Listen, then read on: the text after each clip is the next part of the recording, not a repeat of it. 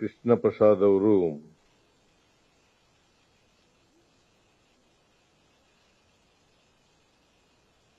ಮುಖ್ಯ ಭಾಷಣಕಾರರಾಗಿ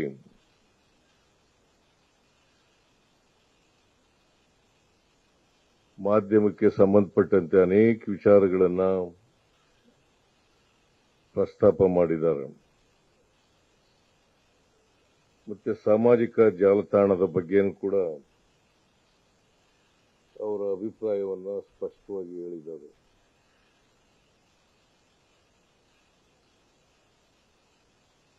ನಾನು ಇನ್ನೊಂದು ಕಾರ್ಯಕ್ರಮಕ್ಕೆ ಹೋಗಬೇಕಾಗಿರೋದ್ರಿಂದ ಹೆಚ್ಚು ದೀರ್ಘವಾಗಿ ಮಾತಾಡಲಿಕ್ಕೆ ಹೋಗಲ್ಲ. ಈಗಾಗಲೇ ಪ್ರಸ್ತಾಪ ಮಾಡದಂತೆ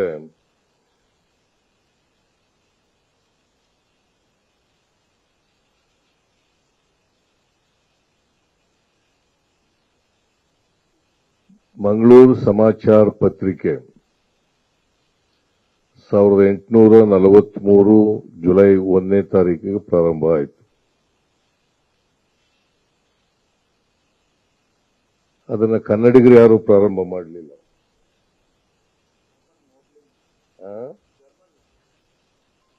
ಒಬ್ರು ಧರ್ಮ ಪ್ರಚಾರಕರಾಗಿ ಬಂದಿದ್ದಂತ ಅವರು ಇದನ್ನ ಪ್ರಾರಂಭ ಮಾಡೋದು, ಮೋಗ್ಲಿಂಗ್ ಅಂತಕ್ಕಂಥವ್ರು. ಆಮೇಲೆ ಆ ದಿನವನ್ನ ಪತ್ರಿಕಾ ದಿನವನ್ನಾಗಿ 1996 ಜುಲೈ 1ನೇ ತಾರೀಕಿನಿಂದ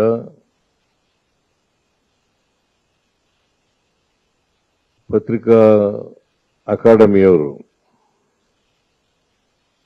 ಆಚರಣೆ ಮಾಡ್ಕೊಂಡು ಬರ್ತಾ ಇದ್ದಾರೆ.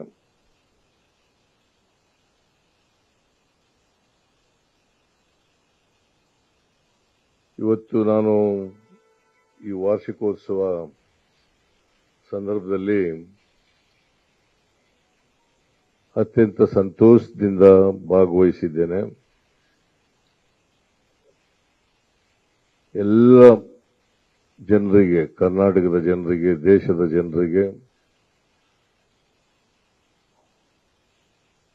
ಈ ಮಾಧ್ಯಮದ ದಿನದ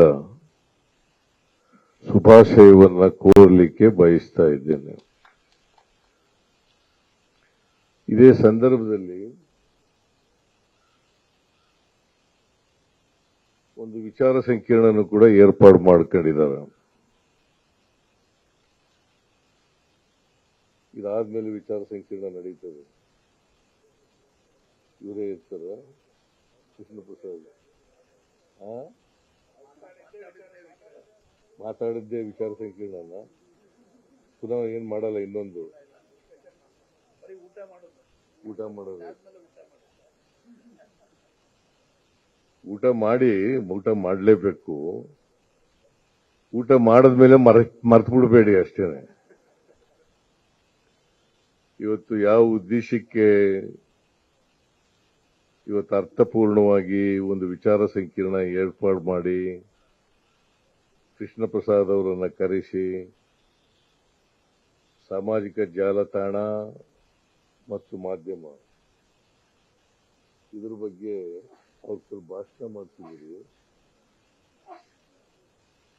ಮತ್ತೆ ಮಾಧ್ಯಮ, ಸಾಮಾಜಿಕ ಜಾಲತಾಣ ಇದು ವಿಷಯ. ಇದ್ರ ಬಗ್ಗೆ ಅನೇಕ ವಿಚಾರಗಳನ್ನ ಎಚ್ಚರಿಕೆಯ ರೂಪದಲ್ಲಿ ಕೃಷ್ಣ ಪ್ರಸಾದ್ ಅವರು ಪ್ರಸ್ತಾಪ ಮಾಡಿದ್ದಾರೆ. ನಾವೆಲ್ಲರೂ ಕೂಡ ಬಹಳ ಎಚ್ಚರಿಕೆಯಿಂದ ಇರಬೇಕು. ಸಾಮಾಜಿಕ ಜಾಲತಾಣ ಬಹಳ ವೇಗವಾಗಿ ಜನರನ್ನ ಮುಟ್ಟತಕ್ಕಂಥ ಒಂದು ಮಾಧ್ಯಮ. ಅದು ಕೂಡ ಈಗ ಮಾಧ್ಯಮದಲ್ಲಿ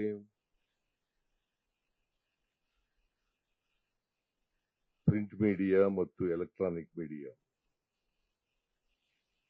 ಅವುಗಳ ಮೂಲಕ ಟಿವಿ ಚಾನೆಲ್ಗಳು, ರೇಡಿಯೋಗಳು ಮತ್ತೆ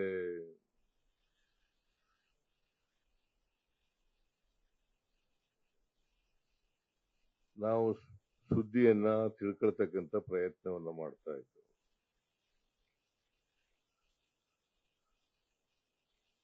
ಮಾಹಿತಿಯನ್ನ ಪಡ್ಕೊಳ್ತಕ್ಕಂಥ ಪ್ರಯತ್ನವನ್ನ ಮಾಡ್ತಾ ಇದ್ವಿ.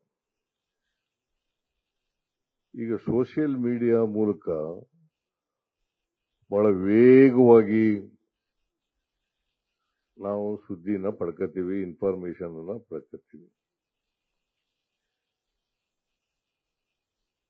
ಅವು ಎಷ್ಟು ಉಪಯೋಗ ಆಗ್ತದೋ ಅಷ್ಟು ಕೆಟ್ಟವುಗಳು ಕೂಡ ಇದಾವೆ ಅಂತಕ್ಕಂಥದನ್ನ ಮರೀಲಿಕ್ಕೆ ಸಾಧ್ಯ ಇಲ್ಲ. ಸಮಾಜದ ಮೇಲೆ ಕೆಟ್ಟ ಪರಿಣಾಮವನ್ನು ಬೀರ್ತದೆ, ಮತ್ತೆ ಒಳ್ಳೆಯದನ್ನು ಕೂಡ ಮಾಡುತ್ತದೆ. ನಾವು ಅದನ್ನ ಉತ್ತಮ ರೀತಿಯಲ್ಲಿ, ಒಳ್ಳೆಯ ರೀತಿಯಲ್ಲಿ ಸ್ವೀಕಾರ ಮಾಡಿದ್ರೆ, ಸತ್ಯ ಸಂಗತಿಗಳನ್ನ ತಿಳಿಸ್ತಕ್ಕಂಥ ಪ್ರಯತ್ನ ಮಾಡಿದ್ರೆ ಸಾಮಾಜಿಕ ಜಾಲತಾಣದ ಮೂಲಕ ಅದು ಉಪಯೋಗ ಆಗ್ತದೆ. ಇಲ್ಲದೆ ಹೋದರೆ ಫೇಕ್ ನ್ಯೂಸ್ಗಳು ಆದರೆ ಅದು ಸಮಾಜಕ್ಕೆ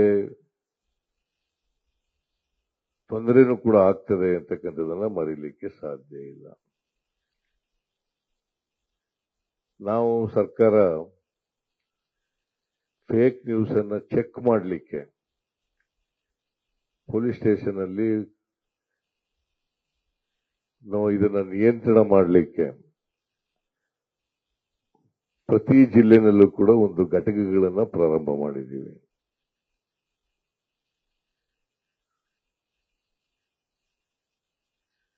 ಮಾಧ್ಯಮದಲ್ಲಿ ಎಲೆಕ್ಟ್ರಾನಿಕ್ ಮಾಧ್ಯಮ ಇರಬಹುದು, ಪ್ರಿಂಟ್ ಮಾಧ್ಯಮ ಇರಬಹುದು, ಅದರಲ್ಲಿ ಸ್ಪೆಸಿಫಿಕ್ ಆಗಿ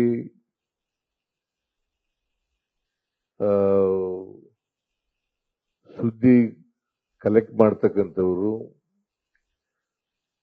ಸುದ್ದಿಯನ್ನ ಎಡಿಟ್ ಮಾಡ್ತಕ್ಕಂಥವ್ರು ಇರ್ತಾರೆ. ಇದರಲ್ಲಿ ಯಾರು ಬೇಕಾದ್ರೂ ಅವರ ಅಭಿಪ್ರಾಯಗಳನ್ನು ವ್ಯಕ್ತ ಮಾಡಬಹುದು. ನಾನು ಅದಕ್ಕೆ ಈ ಸಾಮಾಜಿಕ ಜಾಲತಾಣ ಇದೆಯಲ್ಲ, ಸೋಷಿಯಲ್ ಮೀಡಿಯಾ ಇದೆಯಲ್ಲ, ಇದು ನೋಡೋದೇ ಬಿಟ್ಬಿಟ್ಟಿದ್ದೀನಿ ನಾನು ಈಗ. ಮತ್ತು ಫಸ್ಟ್ ಆಫ್ ಆಲ್ ನಾನು ಮೊಬೈಲ್ ಫೋನ್ ಇಟ್ಕೊಂಡಿಲ್ಲ. ಮೊಬೈಲ್ ಫೋನ್ ಇಟ್ಕೊಳ್ಳದೆ ಇರೋದ್ರಿಂದ ಸೋಷಿಯಲ್ ಮೀಡಿಯಾದಲ್ಲಿ ಏನ್ ನಡೀತದೆ, ಏನೇನು ಆಗ್ತದೆ ಅಂತಕ್ಕಂಥದ್ದು ಕೂಡ ನನಗೆ ಗೊತ್ತಾಗೋದಿಲ್ಲ. ನನ್ನ ಮಗ ಹೇಳ್ತಾ ಇರ್ತಾನೆ, ಹಿಂಗೆಲ್ಲ ಸರ್ಕಾರದ ಬಗ್ಗೆ ಅಭಿಪ್ರಾಯ ವ್ಯಕ್ತ ಮಾಡಿದ್ದಾರೆ ಅಂತೇಳಿ ಅವನ್ನೆಲ್ಲ ಹೇಳಿದಾಗ ಗೊತ್ತಾಗದು ನನಗೆ. ಅಲ್ಲದೆ ಹೋದ್ರೆ ನಾನು ನೋಡಕ್ ಹೋಗೋದಿಲ್ಲ. ಸೊ ಮೊದಲಿನಿಂದ ಇಟ್ಕೊಂಡಿಲ್ಲ ನಾನು ಮೊಬೈಲ್ ಫೋನ್ ಅನ್ನ. ಒಂದು 6 ತಿಂಗಳು ಇಟ್ಕೊಂಡಿದ್ದೆ. ಅದು ರಾತ್ರಿ ಹೊತ್ತೆಲ್ಲ ಫೋನ್ಗಳು ಬಂದ್ಬಿಡವು, ಕರೆಗಳು, ನಿದ್ದೆ ಮಾಡಕ್ಕೆ ಬಿಡ್ತಿರ್ಲಿಲ್ಲ. ಅದಕ್ಕೆ ಅವತ್ತಿನಿಂದ ಈ ಮೊಬೈಲ್ ಫೋನ್ನೇ ಇಟ್ಕೋಬಾರ್ದು ಅಂತ ತೀರ್ಮಾನ ಮಾಡಿ ಇಟ್ಕೊಳ್ಳಲಿಲ್ಲ. ನಮ್ಮ PAಗಳು, ನಮ್ಮ ಗನ್ಮ್ಯಾನ್ಗಳು ಅವ್ರ ಫೋನ್ ಮೂಲಕ ಏನು ಮಾತಾಡೋದನ್ನ ನನಗೆ ತಿಳಿಸ್ತಾರೆ. ಯಾರಾದ್ರೂ ಫೋನ್ ಮಾಡಿದ್ರೆ ಅದನ್ನ ತಿಳಿಸ್ತಾರೆ. ನಾನು ಅದಕ್ಕೆ ಉತ್ತರ ಕೊಡ್ತಕ್ಕಂಥ ಪ್ರಯತ್ನವನ್ನ ಮಾಡ್ತೇನೆ. ಸೊ ಫೇಕ್ ನ್ಯೂಸ್ಗಳ ಬಗ್ಗೆ ಮಾಧ್ಯಮದವರು ಎಚ್ಚರವಾಗಿರ್ಬೇಕು, ನಾವು ಕೂಡ ಎಚ್ಚರವಾಗಿರ್ಬೇಕು. ಎಲ್ಲರೂ ಕೂಡ ಎಚ್ಚರದಿಂದ ಇದ್ರೇನೆ ಬಹಳ ಅನುಕೂಲ ಆಗ್ತದೆ. ಫೇಕ್ ನ್ಯೂಸ್ ಈಗ ಅವರವರ ಹಿತ ಯಾರಿಗಿರ್ತದೆ, ಯಾರ ಪರವಾಗಿರ್ತಾರೆ, ಅವರು ಹೆಚ್ಚು ಅವ್ರ ಪರವಾಗಿಯೇ ಹೇಳ್ತಕ್ಕಂಥದನ್ನ ಮಾಡ್ತಾರೆ. ಅವ್ರಿಗೆ ವಿರುದ್ಧವಾಗಿದ್ರೆ ಅದಕ್ಕೆ ವಿರುದ್ಧವಾದಂತ ಫೇಕ್ ನ್ಯೂಸ್ ಅನ್ನ ಮಾಡ್ತಕ್ಕಂಥದ್ದನ್ನು ಕೂಡ ಮಾಡ್ತಾರೆ. ಸೊ ಈ ಬಗ್ಗೆ ಬಹಳ ಎಚ್ಚರಿಕೆ ಇರ್ತಕ್ಕಂಥದ್ದು. ಅದಕ್ಕೆ ನೀವು ಸ್ವಲ್ಪ ಇದನ್ನ ಡೀಟೇಲ್ ಆಗಿ ಚರ್ಚೆ ಮಾಡಿದ್ರೆ ಅನುಕೂಲ ಆಯ್ತಿತ್ತು. ಬರೀ ಕೃಷ್ಣ ಪ್ರಸಾದ್ ಒಬ್ಬರ ಕೈಲೇ ಭಾಷಣ ಮಾಡ್ತಾರೆ ಬೇರೆಯವರು ಕೂಡ ಭಾಗವಹಿಸಿ ಚರ್ಚೆ ಮಾಡ್ತಕ್ಕಂಥ ಕೆಲಸ ಮಾಡಬೇಕಾಯ್ತು. ಯಾಕಂದ್ರೆ ವಿಚಾರ ಸಂಕಿರಣ ಅಂತ ಇಟ್ಕೊಂಡಿದ್ದೀವಿ, ವಿಚಾರ ವಿನಿಮಯ ಆಗ್ಬೇಕಾಗಿತ್ತು. ಅದು ಆಗಿದ್ರೆ ಬಹಳ ಅನುಕೂಲ ಆಗ್ತಿತ್ತು ಅಂತೇಳಿ ನಾನು ಭಾವಿಸ್ಕೊಂಡಿದ್ದೇನೆ. ಅಲ್ಲ, ಬರೀ ಕೃಷ್ಣ ಪ್ರಸಾದ್ ಒಬ್ಬರು ಭಾಷಣ ಮಾಡಿದ್ರೆ ನಿಮ್ಗೆ ಒಂದು ಮುಖ ಗೊತ್ತಾಗ್ತದೆ, ಇನ್ನೂ ಒಂದು ಮುಖ ನೋಡ್ಬೇಕಲ್ಲ. ವಿಚಾರ ಸಂಕಿರಣ ಅಂತಂದ್ರೆ ಅವರ ಅಭಿಪ್ರಾಯಗಳನ್ನು ವ್ಯಕ್ತ ಮಾಡೋದು, ಅದರಿಂದ ಅಂತಿಮವಾಗಿ ನಾವು ಯಾವ ದಾರಿ ಅನುಸರಿಸಬೇಕು ಅಂತಕ್ಕಂಥದ್ದು ಕೂಡ ಬಹಳ ಮುಖ್ಯ ಆಗುತ್ತೆ. ಸೊ ಅದಕ್ಕೋಸ್ಕರ ವಿಚಾರ ಸಂಕಿರಣನ ಒಂದು 2-3 ಜನ ಭಾಷಣಕಾರರನ್ನ ಕರೆದು ಚರ್ಚೆ ಮಾಡಿದರೆ ಹೆಚ್ಚು ಅನುಕೂಲ ಆಗ್ತಿತ್ತು ಅಂತೇಳಿ ನನ್ನ ಭಾವನೆ. ಇನ್ನೊಂದು ಸಾರಿ ಮಾಡಿ, ಅದನ್ನು ಇವತ್ತೇ ಮಾಡಬೇಕು ಅಂತ ಏನಿಲ್ಲ, ಇನ್ನೊಂದು ದಿನ ಮಾಡ್ತಕ್ಕಂಥದ್ದನ್ನು ಕೂಡ ಪ್ರಯತ್ನ ಮಾಡೋದು ಬಹಳ ಒಳ್ಳೇದು ಅಂತೇಳಿ ನಾನು ಭಾವಿಸ್ಕೊಂಡಿದ್ದೇನೆ. ಆದರೆ ಫೇಕ್ ನ್ಯೂಸ್ ನಿಲ್ಲಿಸಲಿಕ್ಕೆ ಹಾಗಂತೇಳಿ ಜಾಲತಾಣ ಇರಬಾರದು ಅಂತ ನಾನು ವಾದ ಮಾಡಲ್ಲ, ಸಾಮಾಜಿಕ ಜಾಲತಾಣ ಇರಬಾರದು ಅಂತ ವಾದ ಮಾಡಲ್ಲ. ಅದನ್ನು ನಿಯಂತ್ರಣ ಮಾಡ್ತಕ್ಕಂಥದ್ದು ಅತ್ಯಂತ ಅವಶ್ಯ. ಅದಕ್ಕೋಸ್ಕರನೇ ನಾವು ಫ್ಯಾಕ್ಟ್ ಚೆಕ್ ಘಟಕಗಳನ್ನ ಪ್ರಾರಂಭ ಮಾಡಿರ್ತಕ್ಕಂಥದ್ದು. ಸೊ ನಾವು ಕೂಡ ನಿಯಂತ್ರಣ ಮಾಡಲಿಕ್ಕೆ ಪ್ರಾಮಾಣಿಕ ಪ್ರಯತ್ನ ಮಾಡ್ತೀವಿ. ನೀವು ಇದರ ಬಗ್ಗೆ ಒಂದು ನಿಲುವನ್ನ ತಾಳ್ಕೊಂಡು ಆ ದಾರಿನಲ್ಲಿ ನಡೀತಕ್ಕಂಥ ಪ್ರಯತ್ನವನ್ನ ನೀವು ಮಾಡಿ ಅಂತೇಳಿ ಈ ಸಂದರ್ಭದಲ್ಲಿ ಹೇಳಿ, ನಾನು ಹೆಚ್ಚು ಮಾತನಾಡ್ಲಿಕ್ಕೆ ಹೋಗಲ್ಲ. ಬೇಕಾದ್ರೆ ಇನ್ನೊಂದು ಕಾರ್ಯಕ್ರಮಕ್ಕೆ ಕಾಯ್ತಾ ಇದ್ದಾರೆ.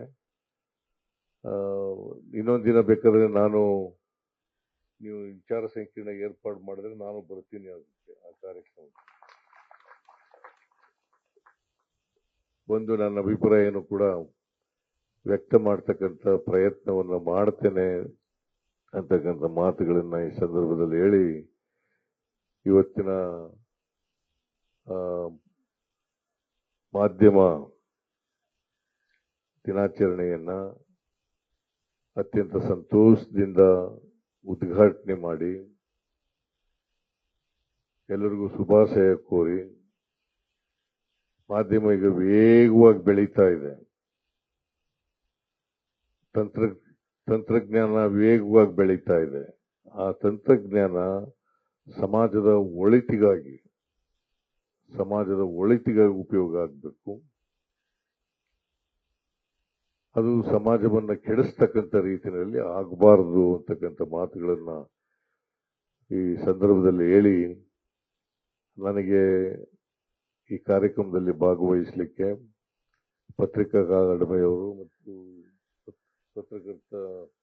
ಕಾರ್ಯನಿರತರ ಪತ್ರಕರ್ತರ ಸಂಘದವರು ಮತ್ತು ಪ್ರೆಸ್ ಕ್ಲಬ್ನವರು ಕಾರ್ಯಕ್ರಮದಲ್ಲಿ ಭಾಗವಹಿಸಲಿಕ್ಕೆ ಅವಕಾಶ ಕಲ್ಪಿಸಿಕೊಟ್ಟಿದ್ದಾರೆ.